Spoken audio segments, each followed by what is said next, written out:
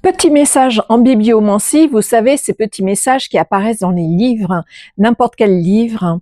Aujourd'hui, j'ai choisi La Voix d'une maison magique avec une semaine enchantée suite à une retraite spirituelle en Bretagne avec des enseignements féeriques. Alors, voyons voir. Oui, c'est original ce que ce livre a à vous donner comme enseignement. Comme message, je devrais peut-être plutôt dire. Donc là, je tombe sur le chapitre 6, le fil de la création.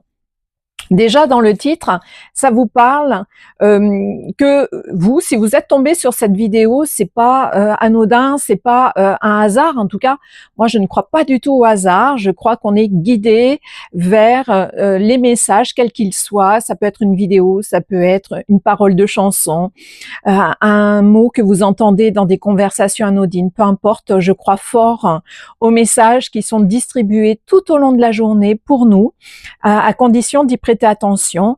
Donc là, le message, si vous tombez sur cette vidéo, c'est que vous êtes des êtres créatifs, que vous le sachiez ou non. Peut-être que vous dites, oh non, moi je ne suis pas créatif ou créative.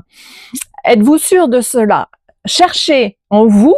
Je suis persuadée que vous avez des hobbies, vous avez des passions, que vous pouvez aussi faire d'une nouvelle manière. Il y a cette notion de sortir de sa zone de confort, de sa routine, de faire les choses différemment de comment vous les faisiez d'habitude. Il y a cette notion de nouveauté. Même avec des choses anciennes, on peut faire quelque chose de nouveau. Je perçois cette notion-là. Dans ce chapitre 6, j'ai l'acte de créer ne demande pas de savoir-faire. Il suffit d'oser faire confiance à ses mains, à son cœur, à son intuition. Ça conforte ce que je vous disais tout à l'heure.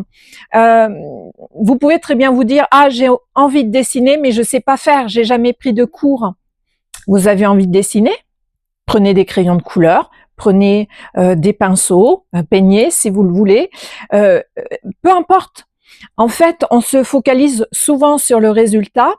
Or, ce qui est important, c'est le chemin pour parvenir à ce résultat. C'est ça l'expérience. Et le résultat que vous allez peut-être trouver moche, va paraître beau pour les autres ou vice-versa.